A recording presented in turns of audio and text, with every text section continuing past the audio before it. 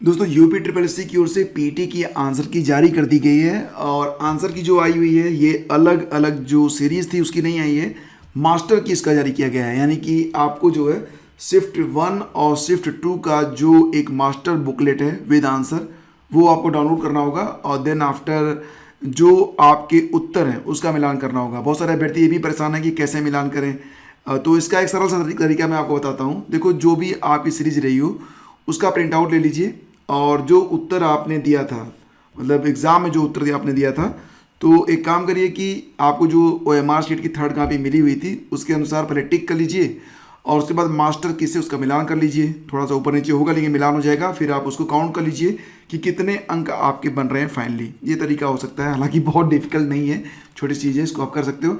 हाँ, यहाँ पर जो आंसर की जारी हुई है शिफ्ट 1 और शिफ्ट 2 की, उसमें जो त्रुटियां हैं, मतलब ये कह सकते हैं आप कि बहुत कम प्रश्न ऐसे हैं जिस पर आपत्तियां लोग दर्ज करेंगे।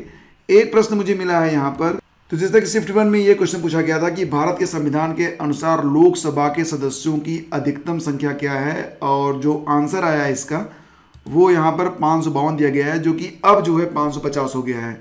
और इसके बारे में मैं आपको दिखाता हूँ। यहाँ पर आप यहाँ पर देख सकते हैं कि the maximum membership of the house allotted bye constitution of India is 552, 552 था। लेकिन वर्तमान में जनवरी 2020 में जो 104 यानी कि 104 जो कॉन्स्टिट्यूशनल अमेंडमेंट हुआ है, 104 कॉन्स्टिट्यूशनल अमेंडमेंट एक्ट 2019, तो इसके द्वारा 2 सीटें जो कि होती थी एंग्लो इंडियन की, उसको समाप्त कर दिया गया है और अब the Lok Sabha has a seating capacity of 550, तो अब ये 550 हो गई है। तो इस पर भी कुछ लोग आपत्ति करेंगे और आपत्ति यहाँ पर दर्ज कराएंगे। तो यहाँ पर मैं आपको दिखाता हूँ कि तो जैसा कि आप देख रहे हो यहाँ पर कि एंग्लो इंडियन समुदाय को संसद में आरक्षण आर्टिकल 334 में शामिल किया गया है और आर्टिकल 334 कहता है कि एंग्लो इंडियन को दिया जाने वाला जो आरक्षण है वो 40 साल के बाद खत्म हो जाएगा। संविधान खंड को 1949 में शामिल किया गया था, तो 40 वर्ष पूरे हो गए हैं और अब जो 552 सदस्य होते थे इसमें 530 सदस्य राज्यों से, 20 केंद्र शासित प्रदेश से, 2 एंग्लो इंडियन होते थे। तो ये जो 2 सीटें समाप्त हो गई हैं, तो अब जो सीटें बचेंगी वो कितनी बचेंगी, तो ये 550 होंगी। तो इस पर आप देख सकते हैं।